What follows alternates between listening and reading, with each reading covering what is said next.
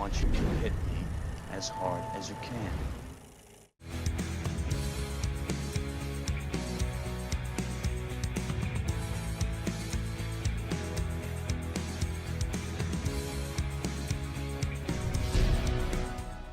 Welcome back to another edition of The Best Movie You Never Saw. This week we're continuing our very Shane Black Christmas theme with a look back at Kiss Kiss Bang Bang. This was Shane Black's directorial debut, a comedy thriller which marked star Robert Downey Jr.'s comeback after years of bad press thanks to his very public battles with drug addiction. So dire was Downey's position in Hollywood at the time that he had to audition for the leading role, and indeed needed a push from his wife, Susan Levin, who happened to work for producer Joel Silver. They all saw something in Downey's line readings and opted to keep the budget a low $10 to $15 million for Warner Brothers in order to cast him. The studio wanted Johnny Knoxville. Imagine. To co-star, they cast another Hollywood actor whose stock was at an all-time low, Val Kilmer, despite the fact that Harrison Ford had very nearly signed on for the part, which would have meant a much larger budget.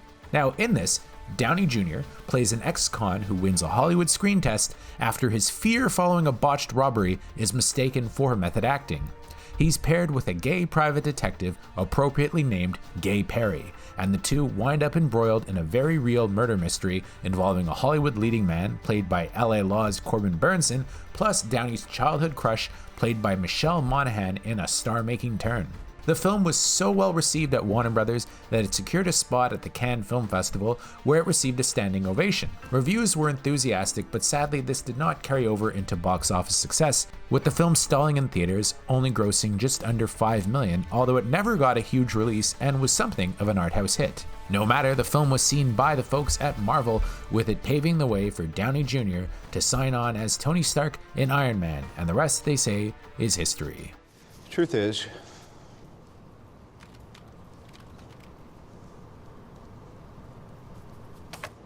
I am Iron Man. Even now, Downey Jr. frequently calls Kiss Kiss Bang Bang his favorite film, and sure enough, it was tailor-made for him at this time in his life. Now, Downey Jr. has been extremely clean-cut and controversy-free over the last 15 years now, but the Downey Jr. seen here was still considered something of a live wire, and many doubted he'd ever be able to overcome his past battle with addiction. This is the movie where he showed everyone just how full of shit they really were, and you can tell here that he's hungry. Perry. Hey, Perry, I shot a guy. I never did that before. Perry, listen.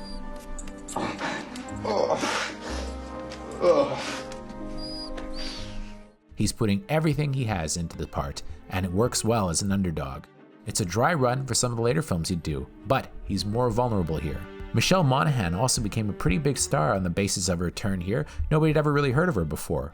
After this movie, she was suddenly a leading lady in big budget studio films. Well deserved, because she's excellent. One person though who didn't get the same boost that Downey Jr. or Monaghan did here is Val Kilmer, and it must be said that his performance is really just as good as Downey's. He's pretty hilarious as the suave, sophisticated Perry, who delights in using people's homophobia as a weapon. See the famous torture scene with his cock gun. Look at this, huh? How about some of this? Want some of this? Oh, yeah! Homophobes never check there. The dialogue between the two is sparkling. I call it my faggot gun. Because Because it's only good for a couple shots and you gotta drop it for something better. Yes, Chief. It's really a shame that they didn't get a whole slew of adventures together, but Downey would be a major star within something like 18 months of this hitting theaters. He certainly never forgot Shane Black's faith in him, hiring him to do Iron Man 3, which, you guessed it, also takes place at Christmas, as does this. It's something of a Shane Black trademark. In some ways, this is a departure for Black, as it's noticeably the least violent film he ever did, and it can't really be called an all-out action film, although it does have some good gunfights and stuff.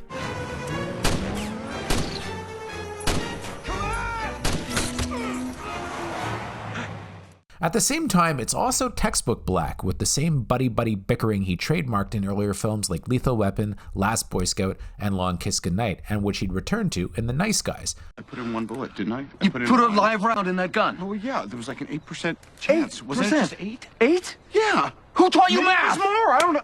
Notably, Val Kilmer's portrayal of Gay Perry is the first openly gay action hero in Hollywood history. You know what? 15 years later, there still haven't been many more. The more things change, the more they stay the same. While this was sadly the end of the road for these characters, Black would make the similarly themed The Nice Guy years later, another movie which is a sadly overlooked gem. Luckily, the cult for both seems to be growing, and Kiss Kiss Bang Bang is a great movie. Thanks for watching our show. If you like what you see, please subscribe to our JOBLO Videos channel and tell your friends who like this sort of content to turn on the bell to receive notifications for all of our latest videos. We're an independent company, and we appreciate all of your support.